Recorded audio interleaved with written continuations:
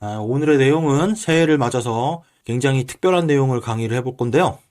인류는 어디서 왔을까요? 오늘은 인류가 역사를 기록하는 것이 가능하게 되기 훨씬 이전, 과학조차 아직 알 수 없는 태초의 인간이 어떻게 사회화되면서 현생의 인류처럼 변하게 되었는지 충격적인 내용을 알아보겠습니다.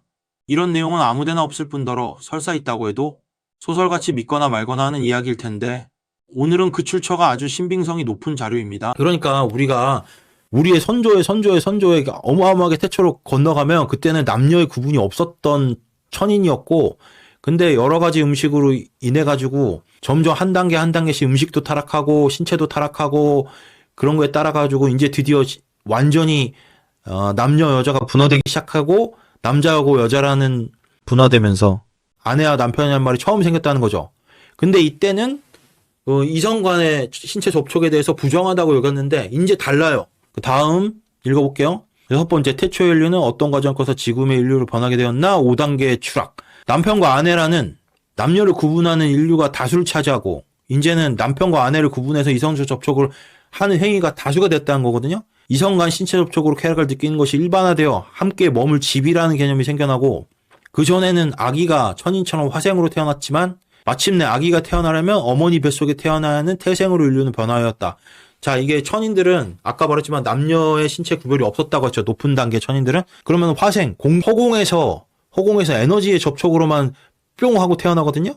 근데 이제 물질화됐기 때문에 물질을 빌려서 태어나야 되기 때문에 어머니 뱃속에서 태어나는 태생으로 인류는 변화했다는 거예요. 그래서 집이라는 개념이 생겨났는데 이제 가족이라는 개념이 생겨났기 때문에 집이라는 개념도 점점 개인을 떠나서 군집화되기 시작하거든요. 본문을 읽어보겠습니다. 그 뒤로 중생들은 마침내 음탕한 짓을 하여 착하지 못한 법이 늘어났고 스스로 그것을 가리고 덮기 위해 결국 집을 짓게 되었다. 이러한 인연으로 비로소 집이라는 이름이 생기게 되었다. 그 뒤로 중생들의 음탕함은 더욱더 늘어나 드디어 남편과 아내가 되었다. 중생들은 목숨과 행위와 복이 다해 과음천에서 목숨을 마치고 이 세간에 와서 어머니의 태 속에 들어가게 되었다. 이로 인해 세간에선 태생이라는 말이 생기게 되었다. 그때 먼저 천파성을 짓고 다음에는 가시성과 바라나성을 지었으며 다음엔 왕사성을 지었다. 해가 뜰 때 짓기 시작했는데 해가 뜰 때 완성되었다. 이러한 인형 때문에 세간에서는 갑자기 성곽, 군읍 따위의 왕이 다스린 장소의 이름이 생겨나게 되었다. 서로 간에 집이 모이게 되기 때문에 그 집이 모이면은 마을이 되고 마을이 모이면 성이 되겠죠? 그 얘기를 하는 거고요. 자, 7번째. 태초의 인류는 어떤 과정을 거쳐서 지금의 인류로 변화하게 되었나? 6단계 추락입니다. 맵쌀이라는 음식이 아까 나타났다고 했잖아요. 맵쌀이라는 음식에 점점 집착하였는데 게으름이 생겨나서 이제는 아까 자연산 맵쌀이라고 했잖아요. 그 맵쌀은 아침에 먹으면 저녁에 돋아나고 저녁에 먹으면 아침에 돋아난다 했거든요. 그러니까 농사 지을 필요가 없었어요. 근데 이제 맵쌀이라는 음식도 질이 떨어져서 맵쌀에 겨와 뉘가 생기게 되었고 지금의 벼하고 좀 비슷하죠. 배어난 뒤에는 다시 나지 않아서 그루터기가 남게 되었대요. 이제 앞에는 그 맵쌀을 배어내서 먹으면 맵쌀이 또 자라고, 아침에 먹으면 저녁에 자라고, 저녁에 먹으면 그 다음날 아침에 또 생겨나 있고, 그랬는데 이제는 자라면은 금방 자라지 않는다는 거예요. 잘라내면은. 계속 할게요. 중생들이 처음으로 저절로 생겨난 맵쌀을 먹을 때는 아침에 거두어들이면 저녁에 있고, 저녁에 들으면 아침에 또 있고 하여 거두어들이고 나면 다시 돋아날 줄기와 잎은 없었다.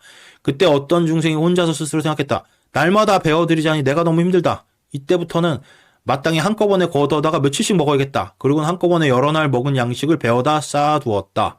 처음으로 이제 자연 그대로 놔두지 않고 뭐 자기 먹을 거를 여러 번 저장에다가 쌓아놨다는 건데 굳이 그럴 필요가 없는데 그것도 매일매일 벤다는 것 자체를 게을러 했다는 거예요. 뒤에 다른 사람들이 이 사람에게 말했다. 우리 함께 맵쌀을 베러 가자. 이 사람이 대답했다. 난 이미 쌓아두었으니 다시 베러 나갈 필요가 없다. 배로 가려거든 네 맘대로 해라. 그러니까 이제 사람들이 하나둘씩 생각하잖아요. 저 사람은 이틀분의 양식을 더 배웠는데 나라고는 3일분의 양식을 못 배겠어? 이 사람은 그 3일분의 양식을 더 배워 쌓아두었다. 자, 이러니까 어떻게 돼요? 중생들이 충분히 먹을 맵쌀이 있었는데 사람들이 이틀분 쌓아놓고 3일분 쌓아놓고 4일분 쌓아놨는데 어때요? 맵쌀이 배어나면 다시 저절로 생긴다고 했어요. 아직 생기지 않게 변했다고 했어요. 생기지 않게 변하니까 이 식량이 모자라기 시작하겠죠? 그러면 이제 드디어 니꺼 내꺼에 대한 개념이 처음에 광음천 천인들끼리는 물질을 비교하지 않고 너가 높니 내가 낮니 비교했는데 이제는 네가 가진 게 많니 네가 가진 게 적니를 비교하기 시작했다는 거예요. 계속하겠습니다. 그러자 또 다른 사람이 그에게 말했다. 우리 함께 양식을 가지러 가자. 이 사람이 대답했다. 나는 이미 3일분의 양식을 다 장만해 놓았다. 가지러 가려거든. 네 맘대로 해라. 그 사람도 생각했다. 저 사람은 3일분의 양식을 취했는데 나라고 어찌 5일분의 양식을 취하지 못하겠는가? 그는 그 5일분의 양식을 취했다. 뭐 이제 6일, 7일 계속 나오겠죠. 중생들이 이렇게 앞다투어 여분의 양식을 쌓아놓았기 때문에 이때부터는 맵살에는 겨와 뉘가 생기고 배어난 뒤엔 다지 않아 그루터기에 남게 되었다. 아까 제가 고진멸도 얘기했어요. 중생들이 집착이 올라감에 따라서 중생들이 겪는 환경은 고통의 환경으로 계속 변한다고. 그 환경 중에 음식이 있기 때문에 이제 맵살도 지피가 변했던 것처럼 맵살도 이제 수준이 떨어진 거거든요. 자, 지금까지 몇 단계였어요? 경전에서 지금 6단계 추락을 했는데 6단계 추락한 내용을 경전에서 정리를 해줘요. 한번 빨리 읽어볼게요. 그때 중생들은 한 곳에 모여 괴로워하고 슬피 울고 가슴을 치면서 아 재앙이로다 하고 말했다. 그리고 스스로 슬퍼하고 자책하면서 말했다. 우리들은 본래 화생으로서 생각을 음식으로 삼았었다. 자, 아까 제가 뭐라 그랬죠? 단식, 촉식, 사식, 식지 얘기했었죠. 그 수승한 중생이시로 단식, 촉식 중에 상위 차원의 음식을 먹는다고. 근데 지미를 먹어갖고 타락하게 돼서 단식을 먹게 됐다고 했잖아요. 여기는 원래 광음천에서 왔기 때문에 생각을 음식으로 삼았었다. 이렇게 얘기를 하는 거고, 몸에는 광명이 저절로 비치고 신통력이 있어 허공을 날고 안락하며 걸림이 없었다. 그러나 그 뒤에 빛깔과 맛을 부족한 지미가 처음 생겨 우리들은 이 지미를 먹고 오랫동안 세상에 살았다. 그런데 그것을 많이 먹은 자는 안생이 갈수록 거칠어지고 그것을 적게 먹은 자는 안생의 광택이 있었다. 이에 중생들은 마음에 너니 나니 하면서 구별하고 교만한 마음을 내어 내 얼굴이 낫고 네 얼굴은 못하다고 말했다. 이렇게 얼굴색을 가지고 다투면서 고만해졌기 때문에 지미는 소멸되고 말았다. 지금 복습하는 거라고 했어요. 제가 복습시켜주는 게 아니고 경전에 이렇게 반복해서 나와요. 다시 지피가 생겨났는데 빛깔과 한기를 구족했었다. 우리는 다시 그것을 취해 먹으면서 오랫동안 세상에 살았다. 근데 그것을 많이 먹은 자는 얼굴이 추하고 초췌해졌으며 그것을 적게 먹은 자는 오히려 얼굴에 광택빛이 있었다. 이에 중생들은 마음에 너니 나니 하면서 교만한 마음을 내어 내 얼굴빛이 낮고 네 얼굴빛을 못하다고 말했다. 이렇게 얼굴빛을 다투고 고민했기 때문에 지피도 소멸되었다. 그 다음에 또 지부가 나오죠. 지부가 생겨나는데 갈수록 거칠고 두꺼워졌지만 빛깔과 향기와 맛은 갖추고 있었다. 우리들은 다시 그것을 취해 먹으면서 오랫동안 세상에 살았다. 그런데 그것을 많이 먹은 자 얼굴빛이 더욱 추하고 초췌해졌고 그것을 적게 먹은 자는 오히려 얼굴에 광택이 있었다. 중생들은 마음에 너니 나니 하면서 교만한 마음을 내어 말했다. 이렇게 얼굴빛을 가지고 다투고 교만했기 때문에 지부는 소멸되고 말았다. 다시 빛깔과 향기와 맛을 갖춘 자연스러운 맵살이 생겨났다. 그때 우리들은 함께 그것을 가져다 먹였다. 아침에 거두면 저녁에 또 여물고 저녁에 거두면 아침에 또 여물었고 수확한 대로 다시 나곤 했기에 베어다 쌓아두진 않았다. 그러나 우리가 서로 앞다투어 쌓아두었기 때문에 곧 등기와 뒤가 생겨났고 수확한 뒤에는 나지 않아 현재는 묵은 구리텅이만 남게 되었다. 그래서 이제 복습을 했는데 이제부터 다시 또 경전의 내용이 시간 순서대로 진행이 되거든요. 우리들은 이제 차라리 각각 밭과 집을 나누어 정하고 경계를 나누자. 지금 이렇게까지 됩니다. 그러면 나오겠죠? 8번째, 태초의 인류는 어떤 과정으로서 지금의 인류로 변하게 되었나? 7단계 추락. 이제 사유재선 제도가 생겨나서 훔친 일이 생겨나고, 훔친 일이 생겨나면 어떻게 해요? 훔친 사람을 벌 주는 일이 생겨나겠죠? 그들은 각각 토지를 나누고 경계를 달리해 네 것이니 내 것이니 하는 것을 따지게 되었고, 자, 이때 부동산 개념이 생겨났겠죠? 부동산. 지금도 사람들이 돈만 벌면 땅 사고 집을 사지 않습니까? 부동산 개념이 이때 생겨났던 거예요. 그 뒤에서 결국 자기 공식은 감추고 남의 밭곡식을 훔치는 지경에 이르게 되었다. 다른 중생들이 그것을 보고 말했다. 네가 하는 짓은 잘못이다. 네가 하는 짓은 그릇된 행동이다. 어찌하여 자기 물건을 감추고 남의 재물을 훔치는가? 그리고 곧 꾸짖어 말했다. 넌 이후로 다신 도둑질을 하지 말라. 이렇게 자꾸 말했는데 그는 그래도 또 다시 도둑질을 하였다. 다른 사람들이 또 나무라며 말했다. 네가 하는 짓은 잘못이다. 왜 그 짓을 그만두지 못하는가? 이렇게 말하면서 어때요? 말로 해서 안 들으니까 몽둥이를 때리겠죠. 왜 내 양식을 계속 훔쳐가니까. 이렇게 말하면서 몽둥이를 때리고 대중 앞으로 끌고 와서 여러 사람들에게 말했다. 이 사람은 자기 맵살은 감추고 남의 밭곡식을 훔쳤다. 훔친 사람도 말했다. 자, 도둑놈이 자기가 잘못했다고 할까요? 아니죠. 저 사람은 나를 때렸다. 네가 먼저 그랬잖아. 네가 먼저 그랬잖아. 이거 사람들이 주로 쓰는 변명 아닙니까? 야, 여기까지 왔어요. 여기까지. 천인이었던 그 수승한 존재들이 여기까지 추락을 했다고요. 여러 사람들은 그 말을 듣고 고민해서 슬피 울고 가슴을 쓸어내리면서 말했다. 세상이 점점 악해져 이런 악한 일이 생기는 것이 아닌가? 결국에는 걱정과 원한과 번민의 고통스러운 과부를 생기게 하는구나. 이것은 곧 생로병사의 근본으로서 나쁜 세계에 떨어지는 원인이 된다. 밭과 집의 경계가 따르기 때문에 다툼이 생기고 그래서 원수를 만들지만 그것을 판결할 능력을 지닌 사람이 없다. 그럼 어떻게 돼요? 판결할 능력을 지닌 사람을 내세워야 되겠죠. 그래서 마지막 8단계 스스로 왕을 세우고 그 백성이 되었다. 그리고 인간들 사이에 계급이 생겨나게 되었죠. 우리들은 이제 그 공정한 주인의 한 사람을 내세워 백성들을 잘 보호하면서 착한 사람에게는 상을 주고 악한 사람에게는 벌을 얻도록 하자. 그리고 우리들은 자기 소유에서 얼마씩 내어 그 사람에 공급하자. 그들 중에서 형질, 외모가 굉장했다는 거죠. 형질이 장대하고 용모가 단장하며 위엄과 덕망이 높은 한 사람이 있었다. 여러 사람들이 말하였다. 우리는 이제 그대를 세워 주인으로 삼고자 하니 백성들을 잘 보호하면서 착한 사람에게는 상을 주고 악한 사람에게는 벌을 주시오. 우리는 마땅히 우리 소유에서 얼마씩 내어 그대에게 공급할 것입니다. 그 말은 어떤 말이에요 대체?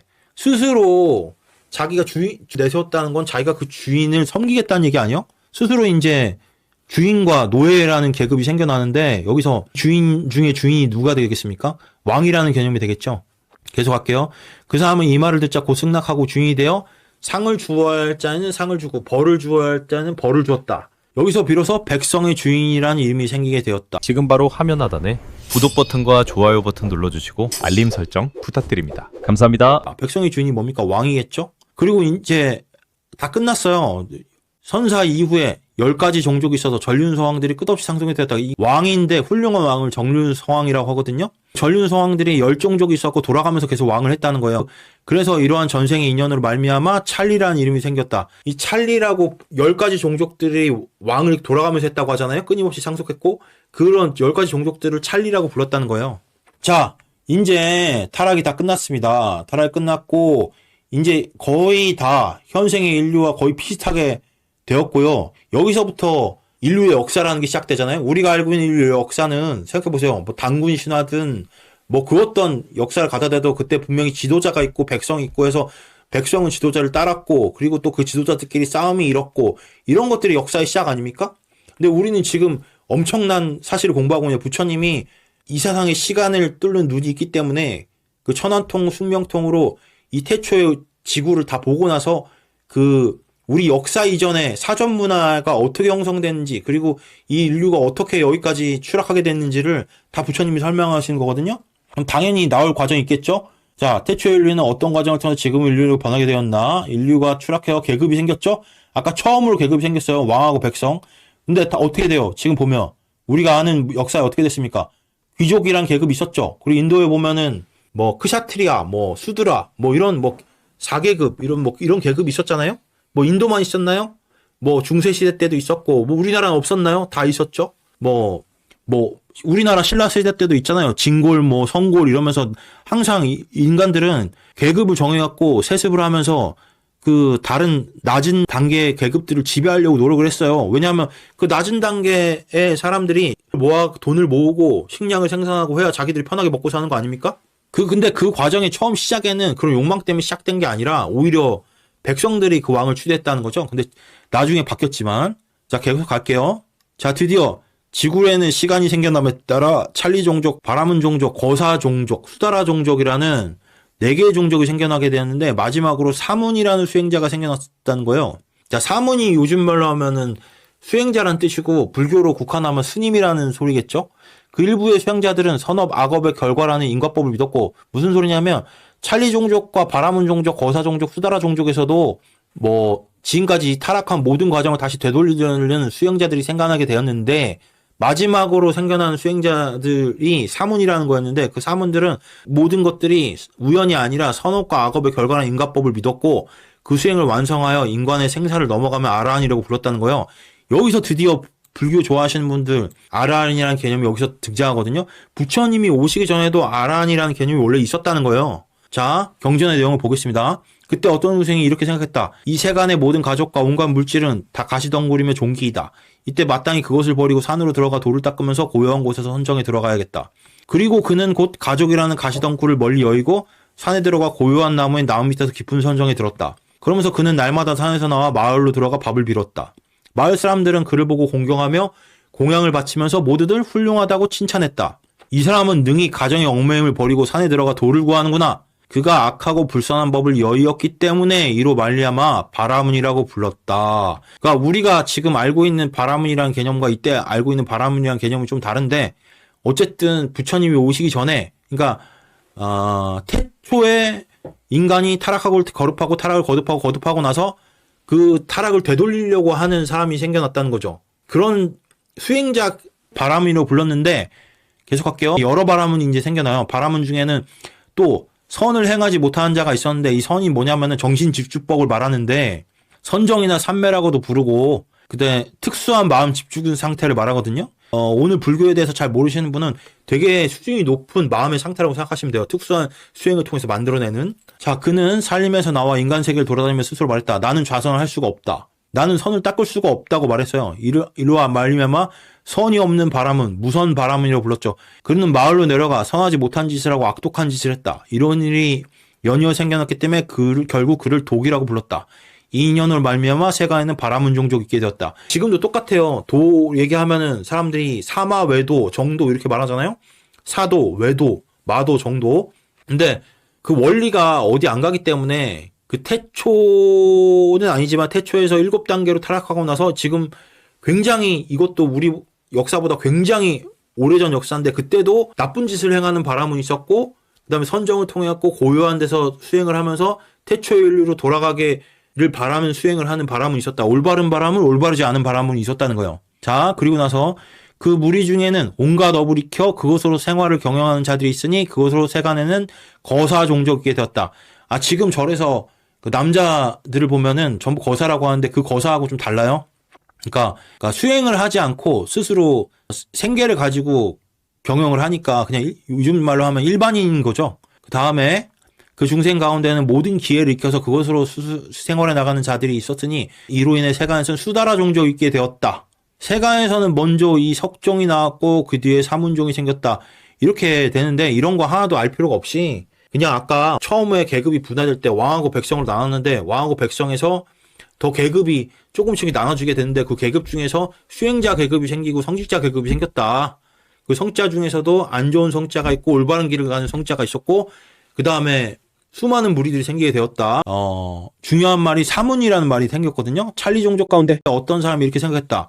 세간의 은혜와 사랑은 더럽고 깨끗하지 못한 것인데 좋게 탐착할 것이 무엇이랴. 그렇게 집을 버리고 수영과 머리를 갖고 구하면서 나는 사문이다, 나는 사문이라고 했다. 자, 앞에 7단계를 어떻게 타락했는지를 생각해보면은 나중에 남녀가 없었는데 남녀가 생기고 남녀가 생긴 다음에 같이 집에 들어가고 집에 들어간 다음에 아이를 낳아서 가족을 만들고 가족이 모이니까 마을이 되고 마을이 모이니까 성이 되고 성이 되니까 사유재선 제도가 생기고 사유재선 제도가 생기니까 도둑질이 생겨나고 폭력이 생겨나고 그걸 관장하기 위해서 왕과 백성이라는 게 생겨났다고 하잖아요.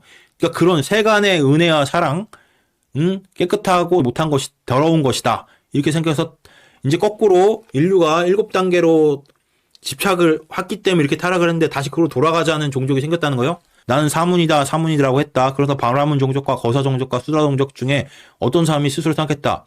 세간과 은혜의 사랑은 더럽고 깨끗하지 못한 것인데 좋게 탐착할 것이 무엇이랴. 이에 집을 버리고 수영과 머리 갖고 법복을 입고 돌을 구하면서 나는 사문이다, 사문이다 했다. 만일 찰리물이 가운데서 몸으로 착하지 못한 짓을 하고 입으로 착하지 못한 짓을 하며 뜻으로 착하지 못한 짓을 하는 자가 있다면 그는 착하지 못한 짓을 행한 뒤에 몸이 무너지고 목숨이 끝나고서 한결같이 괴로움을 받을 것이다.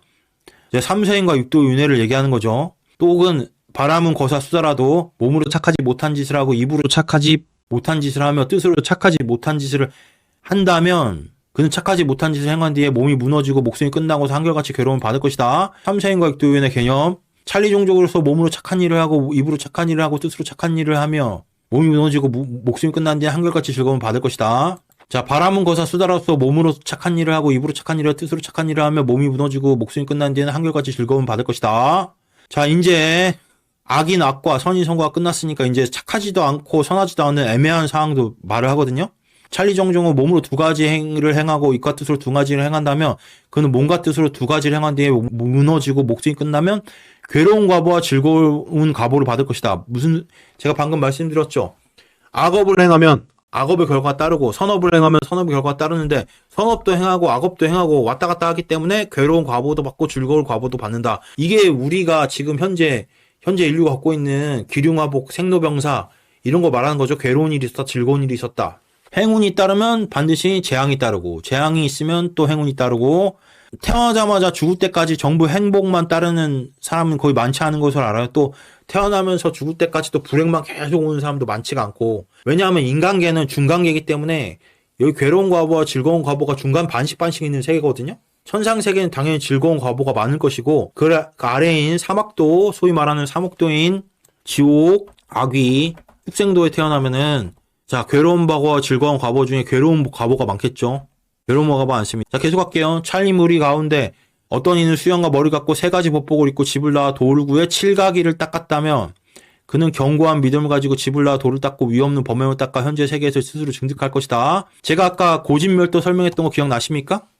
고진멸도 사성제? 고진멸도 사성제에서 핵심 뭐죠? 통의 원인은 집착인데 집착을 멸하는 게 도가 뭐죠? 방법, 수행법이라고 했죠. 그 수행법 중에 하나 대표적인 게 뭐죠? 누구나 다 아는 게 팔정도잖아요. 팔정도 말씀드릴 때 제가 뭐라고 했죠? 팔정도만 알면 안 되고 30실 조도품이라고 해서 30실 조도품은 일체 불교 수행의 원리인데 그 안에 팔정도가 들어가거든요. 그래서 30실 조도품은 일체 불교 수행의 원리인데 팔정도를 제외하고 가장 유명한 게 칠각지예요. 지금 간단히 해설하면은 염각지, 택법각지, 정진각지, 그다음에 희각지, 안각지, 그다음에 정각지, 그다음에 사각지거든요.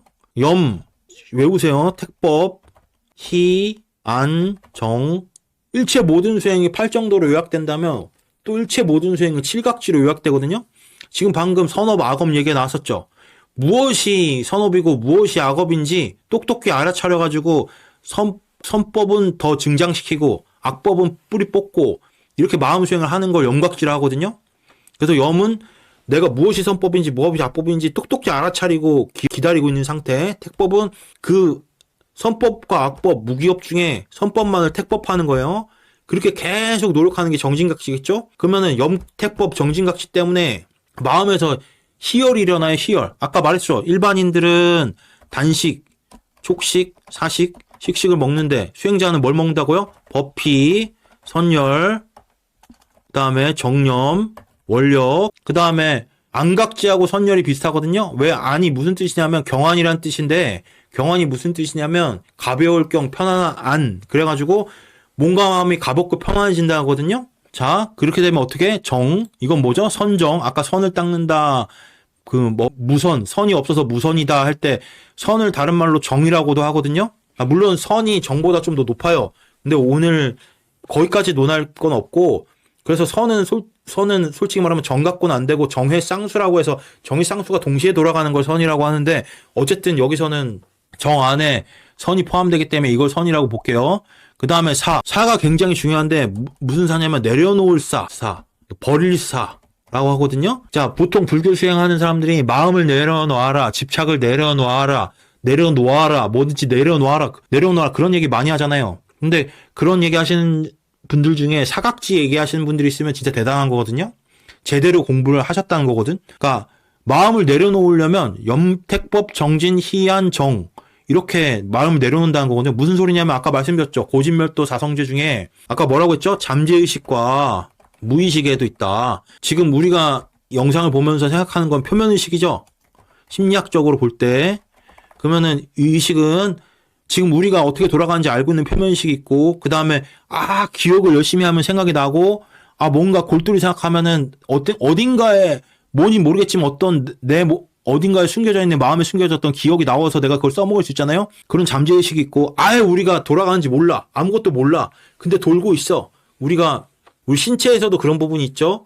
우리가 소화시켜야겠다라고 해서 소화시키는 게 아니고 임신해야겠다 해서 임신시키는 게 아니고 생명체에서 가장 핵심적인 부분들은 무의식적으로 돌아가거든요.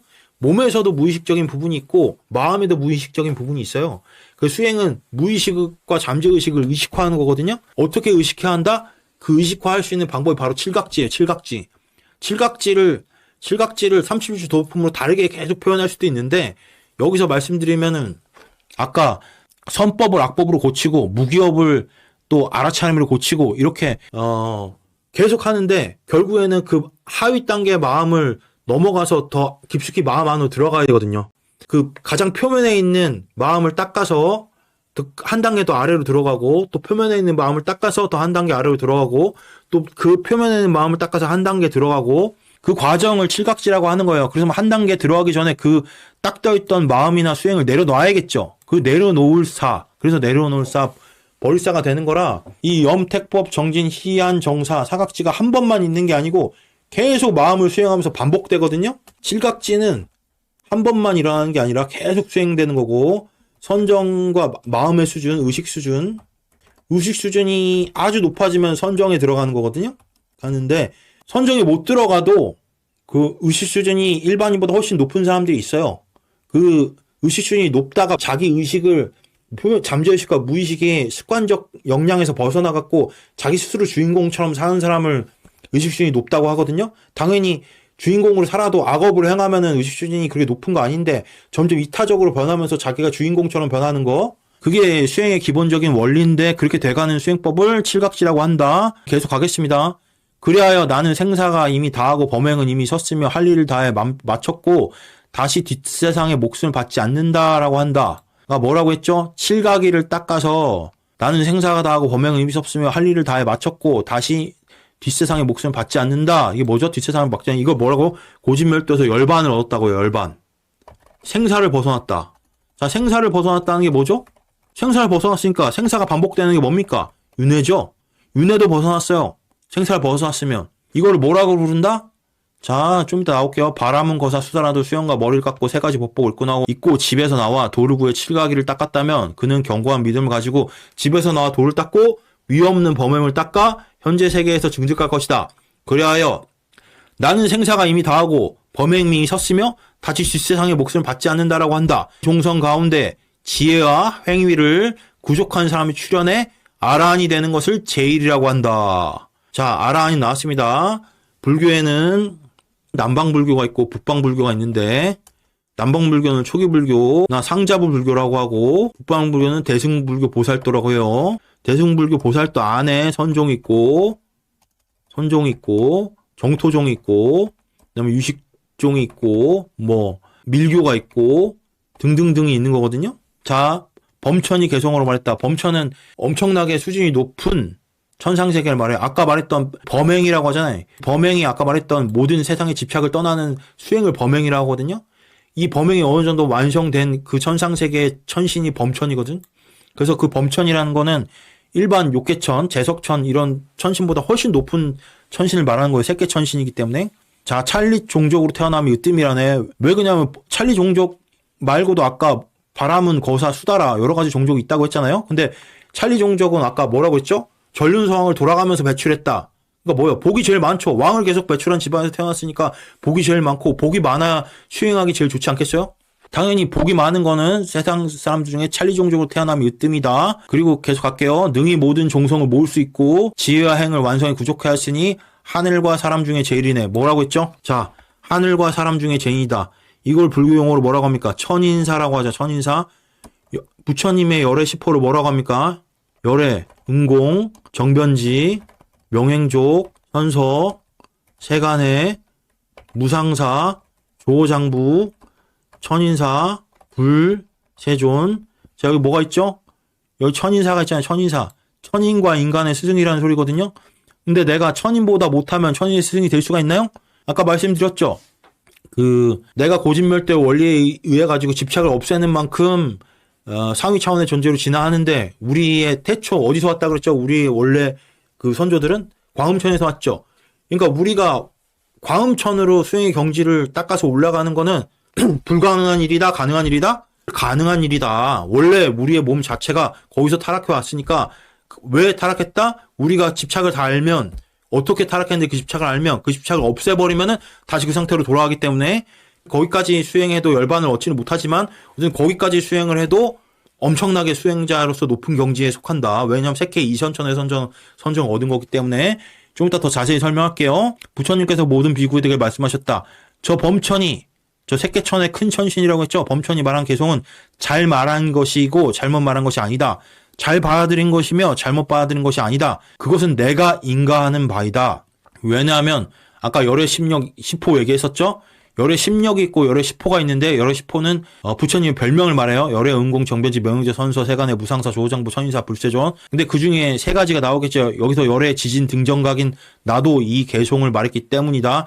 열의 10호의 다른 표현이에요. 찰리 종족으로 태어남이 으뜸이라니 능히 모든 종성을 모을 수 있고 지혜행을 완성에 구족하였으니 하늘과 사람 중에 제일이라네. 모든 비구들은 부처님 말씀 듣고 기뻐하며 받들어 행하였다. 장하음은 모든 것을 갖추었다. 장하음이 뭐냐면은 팔만대장경이 있거든요.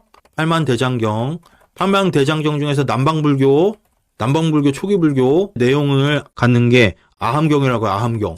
그 아함경이 4아함경이 있거든요. 뭐 중아함, 뭐 증일아함, 자바함, 장아함. 무슨 뜻이냐면 중간길이라는 거예요. 중아함은.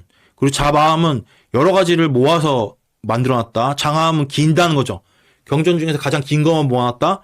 그 다음에 증일아함은 숫자 하나하나로 뭐 1이라는 숫자가 들어가는 내용이 들어가 있는 경전, 2라는 숫자가 들어가 있는 내용이 경전, 3이라는 숫자가 들어가 있는 경전, 이렇게 나누는데 이거를 남방불교에서는 뭐라고 하냐면 니까야라고 해요. 니까야.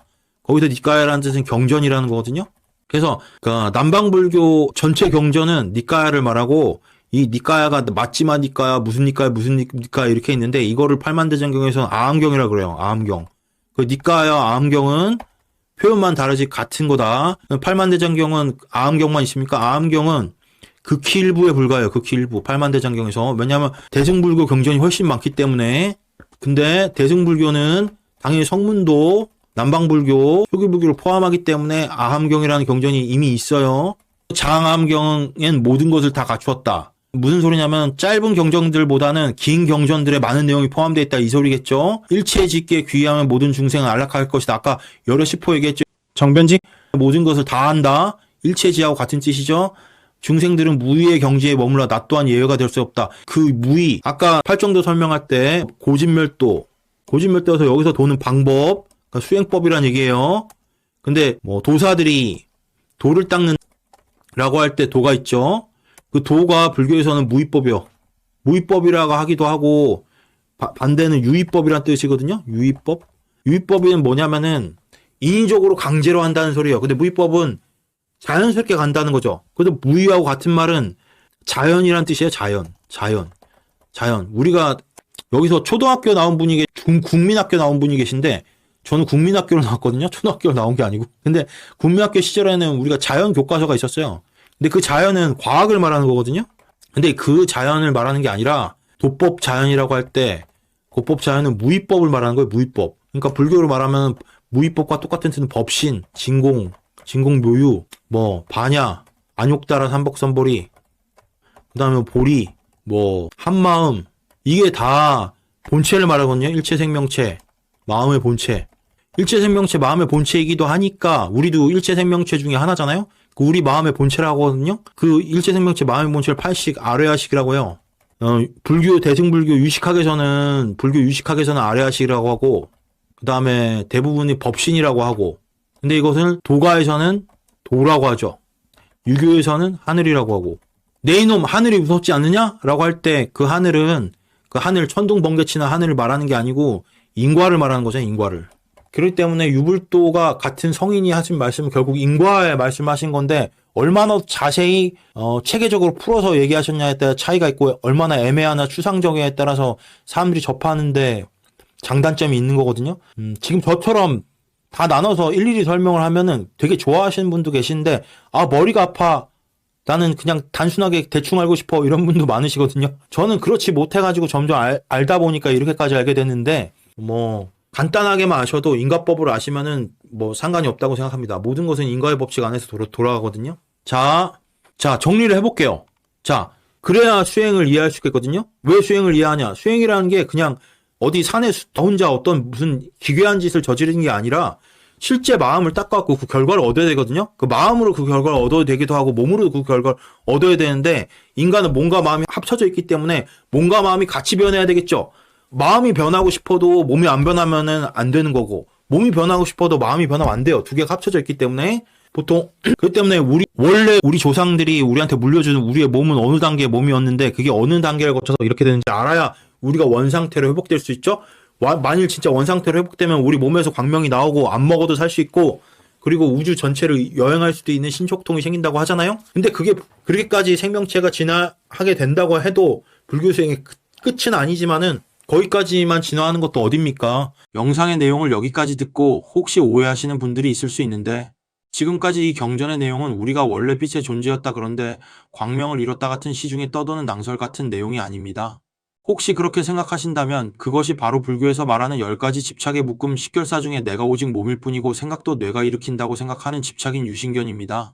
우리는 몸이 있고 마음도 있으며 두 가지가 겹쳐 있지만 둘 다 진정한 나는 아니고 무시이래로 각자 자신이 지은 업에 따라 윤회하는 존재들입니다. 그런데 그 업을 선, 악, 무기업으로 판단해서 윤회시키는 것이 바로 우리 마음의 원래 본체입니다. 그 본체를 팔식 아뢰야식이나 한마음법 신도 등 여러 가지로 부릅니다. 우리 마음의 본체가 한생두생, 수많은 우리의 환생을 우리의 지은 업에 따라 결정하고 있는데, 즉 현재 우리의 몸 신체는 마치 자동차의 운전자가 탑승하듯이 이번 생에 국한된 우리의 탈 것입니다. 그런데 우리가 나중에 생을 마감하면 전생과 이번 생에 지은 업에 의해 우리 마음의 본체에게 평가받고 다른 곳에 환생해서 다른 탈 것, 즉 다른 몸을 받게 되는데, 아시다시피 삶과 죽음과 윤회와 환생의 과정은 평범한 사람의 경우 의지가 개입되지 않고 완전 수동적 과정입니다. 그런데 불교 수행은 부처님이 알려주신 원리를 믿고 수행을 해서 나의 망상 집착을 점점 해결해 나가면 살아서 마음뿐 아니라 이번 생에 나의 탈 것인 몸도 수승하게 변화해서 점점 생로병사의 고통이 줄어든다는 것이고, 그 경계가 깊어지면 천인의 경계와 비슷하게 변한다는 뜻입니다. 그런데 현재 우리의 탈 것인 우리 인류의 신체가 원래 수승한 광음천 천인의 신체에서 이렇게까지 변했다는 이 경전의 내용은 그런 수행적 내용을 뒷받침하는 근거가 되기에 이 경전의 내용을 보여드리는 것입니다. 혹시 이 영상을 보시는 분들 중에 자신이 몸이라고 생각하시는 분은 이 내용을 오해할 수 있어 짚어드렸습니다. 다음 내용 계속 가시겠습니다.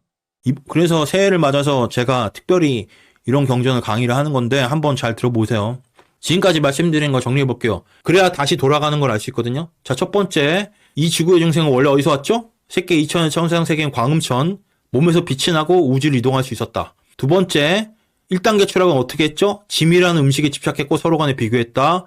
세 번째, 2단계 추락, 지피라는 음식에 집착했고 서로 간에 비교했다. 3단계, 지부라는 음식에 집착했고 서로 간에 비교해서 지부가 살았다. 4단계, 맵살이라는 음식에 집착했고 그때부터 남자, 여자라는 신체의 차이가 생겨났는데 남편과 아내라는 개념이 처음 생겨났지만 아직 이성적 신체 접촉을 당연시하는 시대는 아니었고 그걸 죄라고 생각했던 시대였다.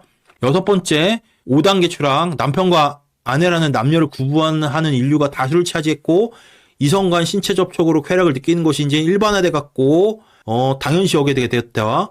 그래서 함께 머물 집이라는 개념이 생겨났고 그 전에는 아기가 천인처럼 공중에서 서로 에너지가 맞았고 확 하고 태어났지만 이제는 어머니 뱃속을 빌려서 태어나야 됐다.